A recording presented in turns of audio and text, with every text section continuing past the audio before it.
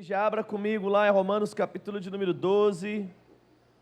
Aleluia, boa noite. Você que não foi abraçado, ainda sinta-se abraçado. É um prazer ter você aqui nessa noite. Porque, querido, expor a nossa vida à palavra de Deus tem o poder de mudar a nossa história. Não é? Quanto mais você pratica a palavra, quanto mais você se expõe à palavra, mais essa palavra ela vai mudando aquilo que você é. Eu me recordo de certa vez, olhando aqueles escritos, não sei se você já viu, de para-choque de caminhão, aquele negócio, eu não sei como chama, se é para-lama, mas normalmente tem um negócio que fica ali atrás da roda do caminhão, e eu li pela primeira vez aquele, não, eu ia falar versículo, né, mas não é aquela frase, que é água mole, pedra dura, tanto bate até que fura, não é? E é tão engraçado, querido, que nessa frase fala sobre algo muito duro, algo de grande resistência, numa vez que constantemente ele é tocado no mesmo lugar por uma goteira, por uma gota d'água, o que vai acontecendo? De tanto bater, aquela água ela vai conseguindo furar até a rocha que é aparentemente muito mais dura. Sabe, irmão, às vezes a vida, traumas e tantas dificuldades endureceram a nossa mente, endureceram o nosso coração. Muitas vezes nós nos fechamos para coisas por causa das frustrações. É por isso que nós precisamos o tempo todo estar sendo lavados pela palavra. E ser lavado pela palavra vai exigir de nós uma exposição a essa palavra. Quantas vezes talvez você já foi cozinhar, e aí você foi lá, picou um monte de alho, um monte de cebola, e você não há de concordar comigo, que você no primeiro dia podia lavar 10 vezes a mão, podia tomar o banho, mas o que acontece com a sua mão? Parece que o cheiro grudou, é assim ou não é? Mas depois de 2, 3 dias, o cheiro sai, assim como você depois de jogar um futebol naquele barrão vermelho, parece que o seu pé e o barro viraram um só, mas depois de alguns banhos, o seu pé volta a ser um pé limpinho. Sabe, querido, é por isso que diariamente nós precisamos nos expor a essa verdade, porque quanto mais eu estou exposto a essa palavra, mais essa palavra tem o poder de limpar os meus pensamentos, mais ela tem o poder de me livrar dos traumas, mas ela tem, querido, o poder de me alinhar dentro de tudo aquilo que Deus planejou para que eu pudesse viver. Amém? Então, se expor uma vez apenas a uma verdade, talvez não seja o suficiente para mudar a sua vida. E eu queria que você, querido, fosse comigo para 1 Coríntios, capítulo de número 7. Vai lá comigo. E eu falei assim, uau, isso também pode ser trazido como uma definição de algo fervoroso. Porque, querido, quando a Bíblia fala sobre fervor, ele está querendo trazer a ideia sobre algo incontrolável. Quando Paulo, em Romanos capítulo de número 12, ele está falando sede fervoroso, ele está falando sobre algo intenso. E eu lembro, querido, de algo que eu sempre conversei ao longo da minha adolescência, converso hoje com muitos adolescentes, e para mim, querido, é um dos exemplos de algo fervoroso. E está lá em 1 Coríntios capítulo 7, no verso de número 9. Você chegou lá comigo?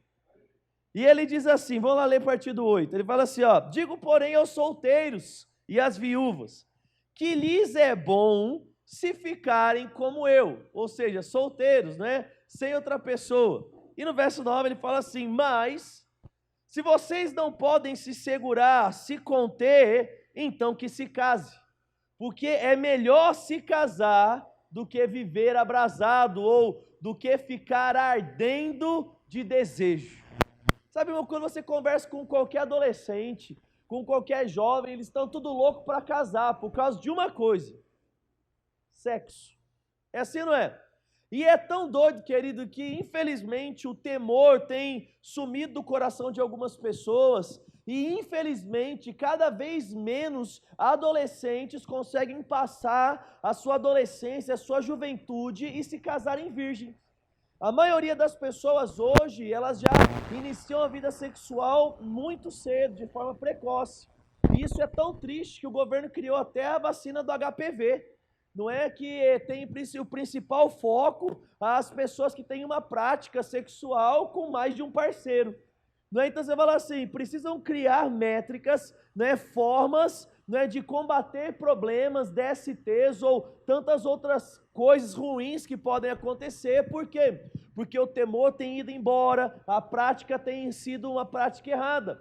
Mas eu não vim pregar sobre isso. O que eu quero falar, querido, para você, é sobre a intensidade e o desejo que um adolescente tem nisso. Um adolescente, querido, um jovem, ele pensa grande parte do seu tempo nisso. Estou falando verdade ou estou falando mentira? É verdade ou não é? O moleque, irmão, ele se vacilar, ele pensa a maior parte do tempo em menina. Conversa sobre menina. Eu não sei o que as meninas fazem, o que elas pensam, porque eu sou homem. Mas eu sei que durante toda a minha adolescência e juventude, os meninos eram assim. Nossa, aquela menina que bonitinha, olha a outra lá e não sei o quê. Aí o outro falava, não vejo a hora de eu casar. E aquele negócio, e Paulo sabendo disso, ele falou, eu sei que isso é algo fervoroso. Eu sei que isso é algo intenso. Eu sei que isso é algo ardente. E eu sei que pode chegar num ponto de ser incontrolável. E aí Paulo fala, nessa situação, então casa logo. Não abrevia um pouco o tempo para que você não erre. Mas como eu disse, eu não vou pregar sobre isso. O que eu quero chamar a sua atenção, querido, é que esse sentimento, ele pode consumir a vida de um jovem. Um jovem pode pensar o tempo todo nisso, ele sente as consequências disso no seu corpo, o seu corpo reage a esse pensamento, ele acorda pensando nisso, ele vai dormir pensando nisso, é isso que é ser fervoroso.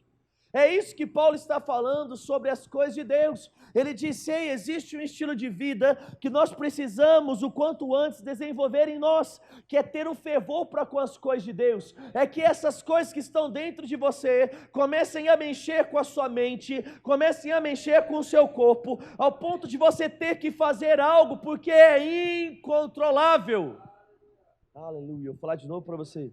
Sabe, querido, o poder de Deus, o Evangelho, as coisas do Espírito, elas precisam começar a ser tão intensas dentro de nós, ao ponto de determinar atitudes, ao ponto de determinar ações, ao ponto de nos impulsionar a agirmos de uma forma. Nós não podemos viver uma vida passiva, nós temos que viver uma vida fervorosa. Um cristão, querido, nascido de novo, ele precisa começar a pegar a palavra, essa palavra movimentar as coisas dentro dele, e ele tem que ter uma vida de atitude. Ser uma pessoa fervorosa é ser uma pessoa que ouve a palavra e está logo a praticar. Como eu conheço um crente fervoroso de um crente frio. Como eu conheço um crente fervoroso de um crente que é mais um. É só você ver, querido, a velocidade, a intensidade com que ele pratica a palavra. É tão verdade isso, que se você for comigo para Tiago, capítulo de número 2, vai lá. Tiago escreve um capítulo falando sobre fé e obras. Tiago, capítulo de número 2. Aleluia. A partir do verso de número 14, um texto muito conhecido. E ele diz assim, chegou comigo? Meus irmãos, o que se aproveita, presta atenção, se alguém disser que tem fé, mas não tiver obras? Porventura essa fé pode salvá-lo? E se o irmão ou irmã estiver nu e tiver falta de mantimento cotidiano, e algum de vós lhe disser, ide em paz, aquentai-vos e fartai-vos, e não lhes derdes coisa necessária para o corpo, que proveito virá dessas palavras? Um crente fervoroso é aquele que você chega do lado dele e você é impactado. Por quê? Porque existe um fogo de Deus agindo na vida dele, existe vida nele, querido. É algo que você toca e você é queimado por aquilo, você é impactado por aquilo. Tiago, exatamente é isso que ele está dizendo. Ele está falando uma pessoa sem fervor, sem intensidade. Ela vê alguém passando com fome, ela vê alguém passando com uma necessidade, ela fala assim, ei, vai-te em paz, que Deus te supra, que Deus possa te vestir. E ele fala assim, não é assim que funciona. Aleluia. Não é, querido, apenas ter um conhecimento, ou ter uma verdade e soltar às vezes isso. Ele fala, tem que ser com a sua vida a solução para algo. O que é que Tiago está querendo dizer? Ele fala assim, onde existe fé, tem que existir vida, tem que existir obras, porque se existir apenas um conhecimento, sem uma prática, sem uma vivência, esse conhecimento não tem o poder de mudar nada e nem ninguém. Aleluia, aleluia. Paulo falou, seja fervoroso, seja intenso para com as coisas do Espírito. O que é que Tiago está falando? Ei, seja intenso, seja fervoroso, pratique. Por quê? Porque se nós não praticarmos, nós iremos morrer, ou nós vamos viver como se estivéssemos mortos. Não sei se você consegue parar para ir um pouquinho além do que o Tiago está falando. Ele está dizendo assim, uma pessoa que não pratica com intensidade aquilo que ela sabe, é como se ela estivesse morta. Sabe, irmão, eu falo para você, não é, então, uma questão de escolha, é uma questão, querido, de necessidade, de obrigação, praticar e vibrar com essas verdades. Sabe, querido, uma vez que eu tenho um conhecimento e eu não faço nada com isso, é como se eu não estivesse vivendo. Pastor, como você pode dizer? Querido, é como se você não estivesse vivendo, porque tudo aquilo que tem vida produz frutos. Jesus chega certa vez para a árvore, para a figueira e fala assim, tem folha, mas não tem fruto. Negócio seguinte, a partir de hoje ninguém mais vai comer do seu fruto. E aquela árvore, ela seca ao ponto de definhar. O que é que estava acontecendo? Jesus virou e falou assim, ei, você é infrutífero, você está sendo uma propaganda enganosa, então acabou para você. Ô louco, pastor, que pesado. João 15, não sei se você lembra daquilo que Jesus falou. Aquele que permanece nele e produz fruto, Deus poda para que produza mais. Mas aquele, querido, que não produz nada, ele é o quê? É cortado e lançado no fogo. O que é que nós estamos vendo aqui? A Bíblia, querida, ela faz uma separação clara entre um tipo de crente produtivo e um crente improdutivo. E ele diz, querido, que o prazer do Senhor está na nossa produtividade. É por isso que João 15, ele vai mais fundo, ele diz assim, não foi vocês que me escolheram, mas eu escolhi vocês, para que vocês possam ir e fazer algo, produzir fruto. Querido, Deus está aí com expectativa acerca da sua vida. Deus está com expectativa acerca daquilo que você vai produzir. Deus está com expectativa acerca daquilo que você vai fazer. Deus está com expectativa acerca do calor humano que vai ser emanado através da sua vida. Querido, onde existe vida é fácil de se notar. É tão interessante, não sei se você já teve a oportunidade de parar e pensar nisso. Mas quando você chega num velório e você olha para uma pessoa que está ali, né, na realidade, para um corpo que está ali, é notório que não tem vida ali. Você olha que ele parece que é como se fosse uma roupa, é como se fosse um boneco. Você olhou ali, é nítido. Você olha e fala assim, nossa, é tão interessante, querido, que se você pegar um bebezinho que está lá, e está dormindo largado, e está tudo mais, você olha, você não fica na dúvida se está morto ou não. Por quê? Porque você olha e fala assim, não, tem vida, é claro que tem vida. Ou seja, você não precisa ser muito esperto ou muito inteligente para chegar em uma pessoa e distinguir se ela está viva ou se ela está morta, porque existem características. Vai estar respirando se está viva e não está respirando se está morta. Vai estar falando, andando e produzindo se está viva, vai estar lá deitado sem produzir nada se está morto. Agora eu pergunto para você, querido, como é que está a nossa vida espiritual? Quando se nós estamos entendendo que existe uma necessidade de fazer algo para que nós possamos viver de fato, eu pergunto, irmãos, nós estamos vivendo ou será que nós estamos em coma?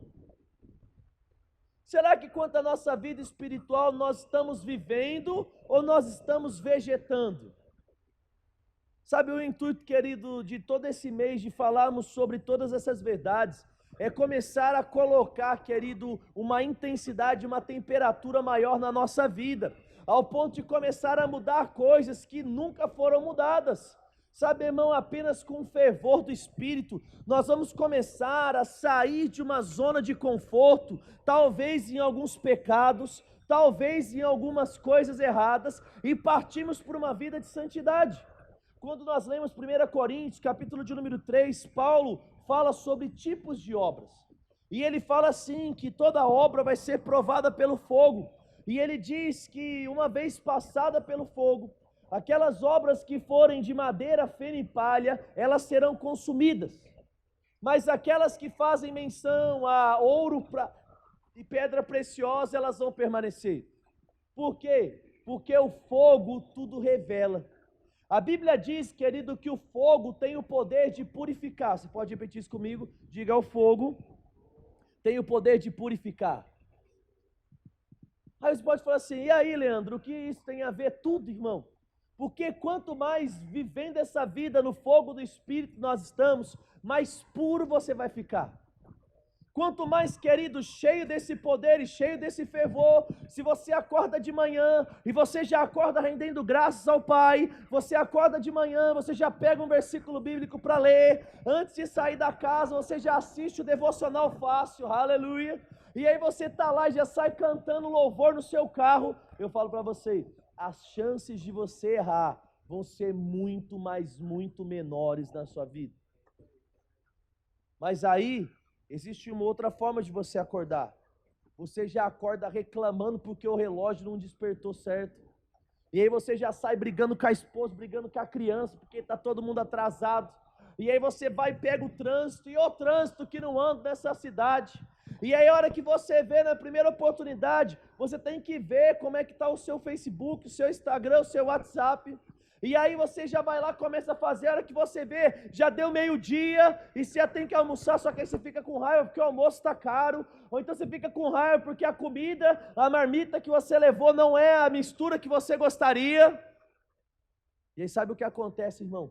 Nesse inteirinho já foi murmuração, nesse inteirinho já foi falar mal dos outros, nesse inteirinho já foi chutar gato, papagaio e cachorro, nesse inteirinho você já brigou com o seu marido, já brigou com a esposa, já brigou com tudo. Por quê? Porque onde não existe o fervor, onde não existe o fogo do Espírito, querido, a impureza tem mais chance de estar. Aleluia.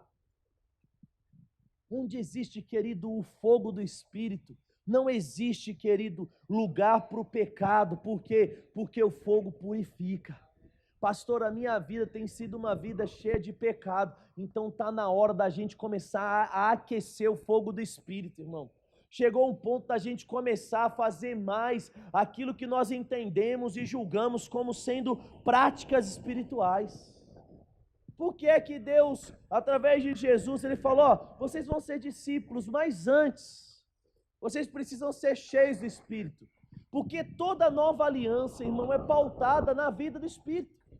Romanos capítulo de número 8, Paulo vai dizer, e todos aqueles que são filhos de Deus, eles são guiados pelo Espírito de Deus. Ou seja, nós não somos no Novo Testamento guiados por profetas, nós não somos guiados por líderes religiosos, nós somos guiados pelo Espírito de Deus. Aí Deus vai lá e fala assim, ó, calma, porque precisa do Espírito, para quê? Para ser guiado. Jesus lá no livro de João, ele fala assim, ó, calma, vocês não podem suportar agora, eu tenho muito que dizer, mas vai chegar uma hora que o Paráclitos vai vir, vai chegar uma hora que o ajudador, o advogado, o conselheiro, aquele que é o intercessor, aquele que vai fazer tudo que vocês precisam, e esse não vai falar de si mesmo, mas vai falar de tudo quanto ouviu, vai revelar o Pai. Aleluia! Guiar, auxiliar, consolar, ser o nosso ajudador, o nosso socorro bem presente, tudo isso, querido, o Espírito está disponível para aquele que viver uma vida fervorosa, ou viver uma vida nos princípios. Sabe, querido, é aqui, e é sobre esse tema que nós separamos os homens de crianças. É quando nós falamos sobre o fervor na vida espiritual, que nós, queridos, separamos os vencedores e os derrotados. Por que é que nós estamos vivendo dias, irmãos, e eu falo para você, hoje, não é, eu não dou aconselhamento para a pessoa que chegou hoje na igreja, eu não dou, a não ser que estiver morrendo.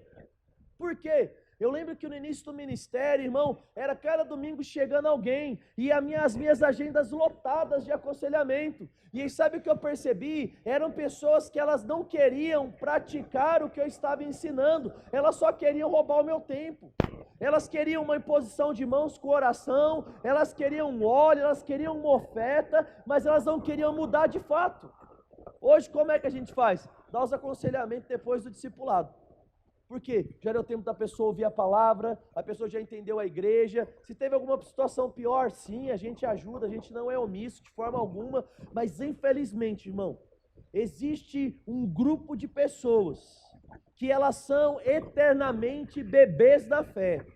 Não porque não tiveram bons líderes ao longo da sua história, não porque não ouviram boas ministrações, é porque, querido, o que separa os adultos das crianças é a prática da palavra, e o quão intenso você vai praticar, o quão fervoroso, o quão isso vai mexer com você. Irmão, essa palavra precisa mexer com a gente. Ela tem que mexer com a nossa cabeça, ela tem que mexer com o nosso coração, o espírito, e ela tem que mexer com o nosso corpo. Nós precisamos, querido, morrer para o mundo e começar a viver para Deus. Aleluia! Porque quanto menos fervoroso nós vivemos, sabe o que acontece? Irmão, nós começamos a conversar sobre coisas do mundo. E quando nós estamos muito cheios, e talvez você vai entender o que eu estou dizendo. Você está lá e você está cheio do Espírito. Você está orando um montão em línguas, você está salmodiando, está ouvindo um monte de louvor, está ouvindo devocional fácil, está ouvindo pregação, está ouvindo todos os cultos. Acorda de manhã, já agradece, já manda umas línguas ali, só orando em línguas lá, beleza. O que acontece? Você começa a ter um tipo de conversa com pessoas. Você vai escolher algo, tem coisas que já, não é legal. Uma pessoa está contando umas piadas ali, falando umas besteiras, você já sai de fora, porque aquilo começa a te incomodar. Aí você vai lá e as pessoas estão falando mal do outro, ou as pessoas elas estão vivendo uma vida errada, você começa meio que se afastar, porque aquilo começa a te incomodar. Mas sabe, querido, que uma vez que você não está tão fervoroso assim, e você começa a deixar a sua vida esfriar, existem coisas que antes te incomodavam e agora já não te incomodam mais. Antes, quando a pessoa ela vinha aqui e você estava ouvindo aquela música de sofrência, você sabe o que é música de sofrência ou não? Sabe? Lógico que sabe, não sabe, irmão? Aquelas músicas porque ela me traiu, ela me deixou, tipo aquele Bruno e Marrone quando era adolescente que fez sucesso, Seu Guarda Não Sou Vagabundo, você lembra dessa música ou não? Então é a música que o pessoal gosta lá fora, não é? Então tá lá. Então, tipo assim, a hora que chegava aquela música, você, nossa, pelo amor de Deus. Quando você começa a esfriar, a música começa a tocar, você já começa a bater o pezinho. E aí você já não está mais batendo o pezinho, você já está batendo a mãozinha. E a hora que você vê, você já decorou o ritmo e já está batendo o ritmo na cadeira. E aí a hora que você vê, você já está cantando a música. Por quê? Porque aquilo já não te incomoda mais. Aquele fogo que antes purificava todo o seu derredor e afastava as bestas feras, afastava os animais. Um caçador, irmão, quando ele quer ficar em segurança, o que ele faz? Ele vai para um lugar alto e ele acende uma fogueira. É assim ou não é? Quem aí já assistiu aqueles negócios de vida selvagem sabe o que eu estou dizendo. Pastor, estou na selva amazônica aqui, estou lá na Amazônia, não quero ser comido por uma onça pintada. Então o que você vai fazer? Vai montar sua rede lá, vai fazer uma bela fogueira, por quê? Porque o fogo, ele afasta os animais. Posso parafrasear isso com aquilo que nós estamos dizendo? Sabe, querido, o fogo do Espírito vai afastar de nós coisas que não são espirituais, vai afastar de nós pensamentos errados, vai afastar de nós, querido, pessoas que são como aqueles animais que vêm para devorar a nossa vida, como João 10,10 diz, aqueles que vêm para roubar, matar e destruir, eles vão começar a ficar longe, porque as pessoas vão olhar e falar assim, poxa, eu não vou lá contar essa piada para ele, porque ele não gosta desse tipo de piada. Eu não vou lá falar sobre essa determinada coisa, porque ele não gosta disso. Sabe, irmão, cuidado, nem tudo a Bíblia vai te proibir, mas quando você, querido, começa a considerar e conversar sobre coisas que a Bíblia não proíbe, talvez, querido, isso seja um indicador do quão frio você está ficando na sua vida do Espírito. Tem coisas que a Bíblia não vai falar para a gente se tem ou se não tem que fazer. Mas Paulo, no livro de Coríntios, ele diz assim, todas as coisas me são lícitas, mas nem todas me convêm. Das que me convêm, nem todas edificam. E ele diz mais, ele diz, e dessas coisas eu não me deixarei dominar por nenhuma delas. Sabe, irmão, uma pessoa que ela às vezes vem aqui e graças a Deus já parou um pouco isso, mas uns 3, 4 anos atrás tinha vários adolescentes que ficavam indo no show da Expo. E eu lembro que eu tinha que sentar às vezes com alguns adolescentes e eu falava para eles, não é um ambiente legal, não é um ambiente legal. Eles ficavam assim, não pastor, mas nada a ver, não pastor, mas nada a ver, mas não pastor, mas nada a ver. E eu lembro que conversando com uma menina, eu lembro que na hora veio uma inspiração, aí eu falei para ela, eu já sei qual é o seu problema. Eu falei, sabe por que você foi no show dessa pessoa? Ela falou assim, ela falou, não, eu falei assim, porque um dia você ouviu a música dessa pessoa. Eu falei, você não teria vontade de ir no show de um artista que você não conhece a música. Aí eu falei, sabe por que você ouviu a música dessa pessoa? Ela falou assim, por quê? Eu falei, porque você não estava ouvindo louvor, porque não dá para tocar 2 músicas ao mesmo tempo no rádio. Onde é que eu estou querendo chegar? Quando eu começo, querido, a esfriar ou diminuir a intensidade da prática dessas verdades, eu vou começar, querido, a abrir portas, abrir lacunas para que outras coisas comecem a fazer parte da minha vida. Ou seja, se eu já estou num momento crítico de discutir se pode ou se não pode ir no show, se eu estou num momento crítico de discutir se pode ou não beber, se pode ou não colocar piercing, se pode ou não colocar tatuagem, eu digo para você, querido, talvez você esteja já a muitos passos do lugar de onde você não deveria ter saído.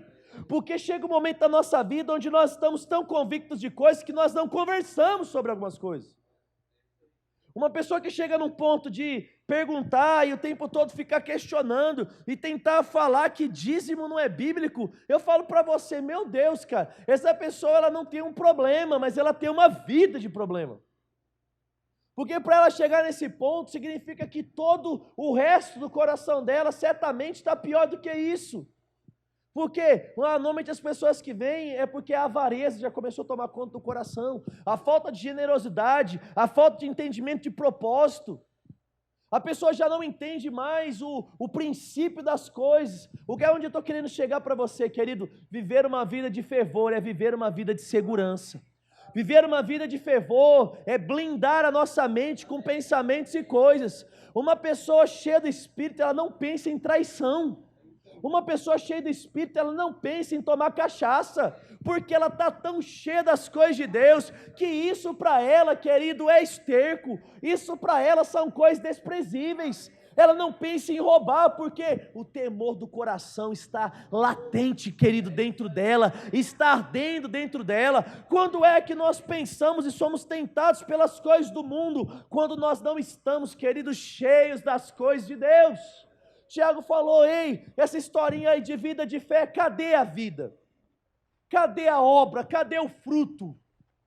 E é tão engraçado que ele fala assim, né, se uma pessoa chega e fala assim, eu sou da fé, eu falo para ele, você não é da fé não, e eu vou mostrar para ele qual é a fé através da minha vida de obras.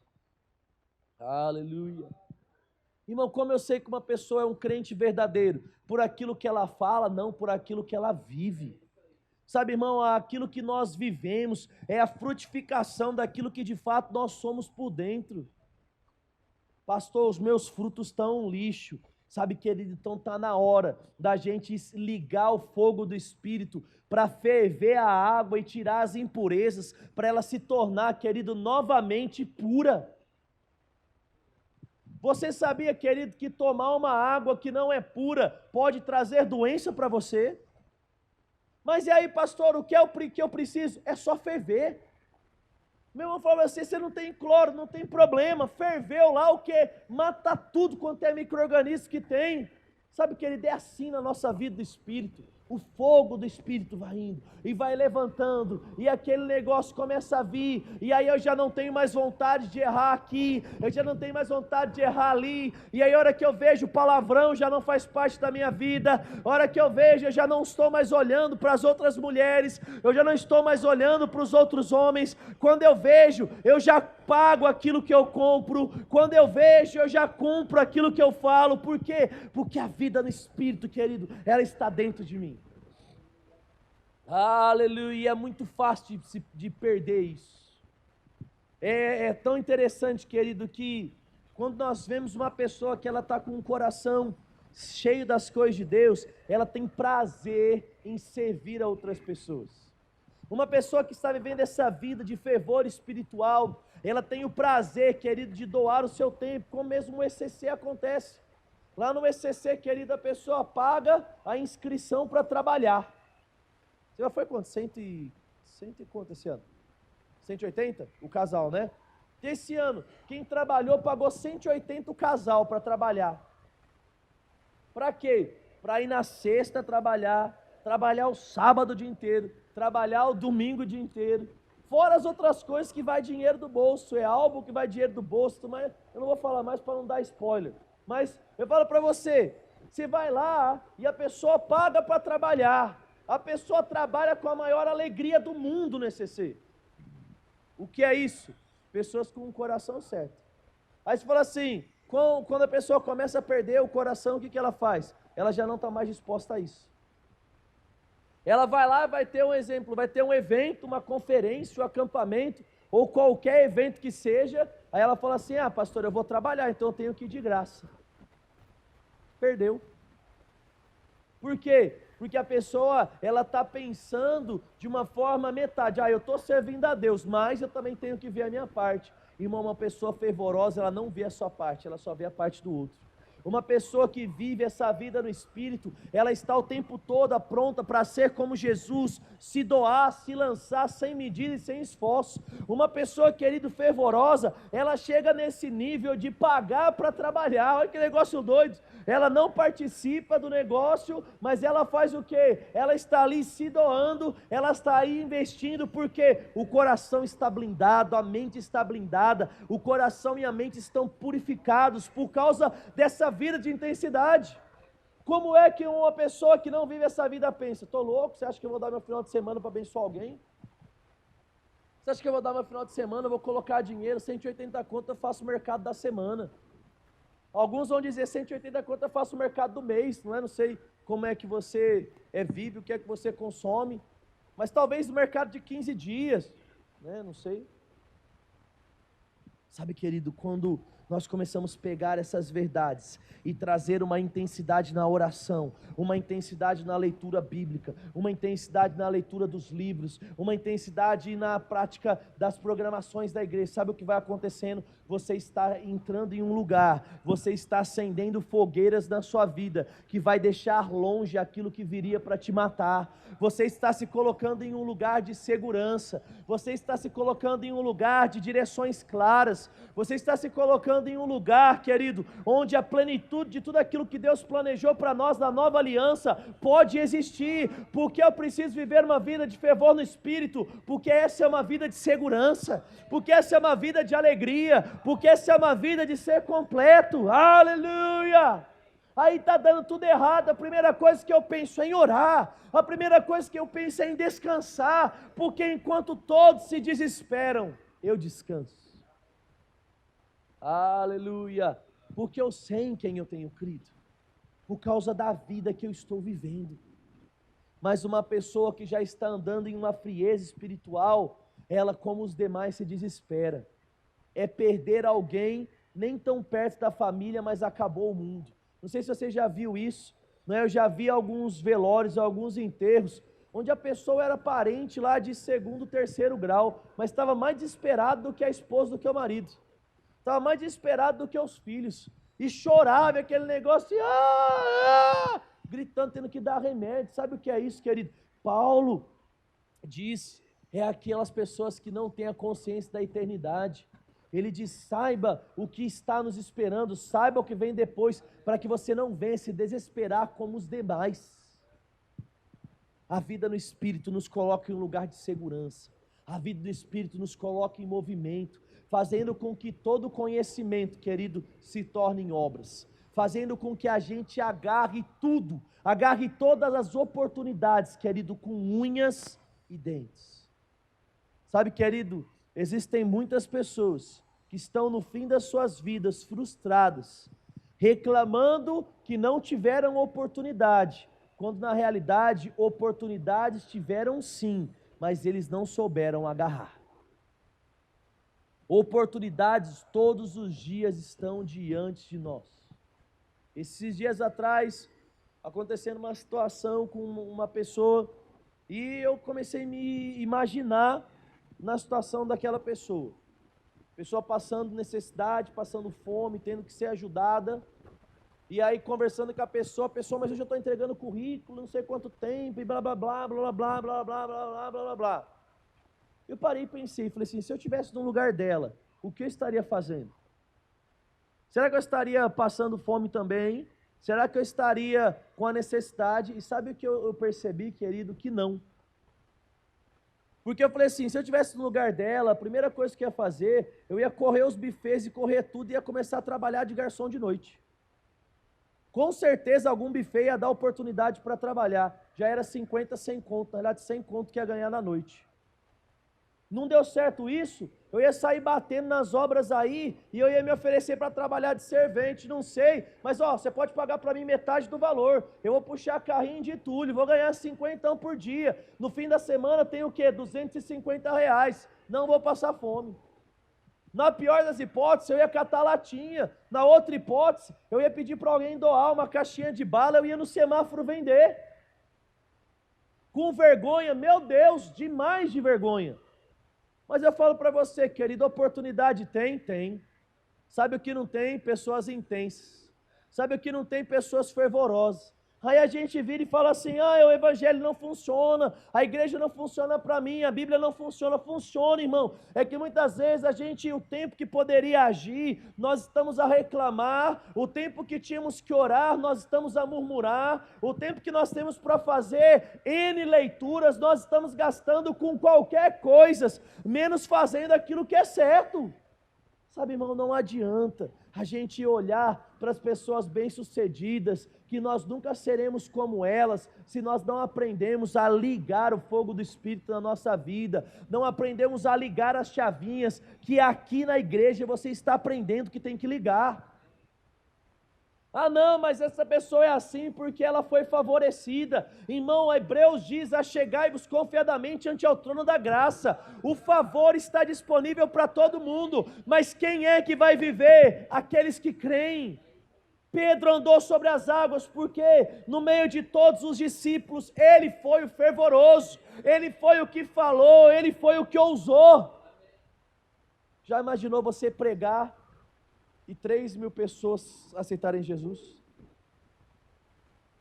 Estava 120 reunidos, o Espírito Santo veio sobre todos, todos oravam em línguas, mas quem é que foi pregar? É Pedro. Não, calma, é assim, o Espírito que Joel profetizou, e no meio daquele negócio, 3.000 pessoas foram salvas e desceram as águas. Irmão, você já imaginou a logística de um batismo de 3.000 pessoas? Imagina aí que um dia vai ter, amém, querido? Vai acontecer e vai chegar lá no nosso futuro. Aí eu falo para você, irmão, tá lá, aí eu digo para você, e aí, não poderia ser João? Não poderia ser Tiago? Não podia ter sido Bartolomeu? 12, mas, querido, lá tinha 108 que poderiam ser, porque eles eram 120. 12 mais 108, 120. Mas quem foi o cara? O mesmo que andou sobre as águas. Pastor, mas eu fico às vezes receoso desse negócio de ser intenso e errar. Irmão, Pedro nessa ideia de ser intenso, ele cortou a orelha do soldado.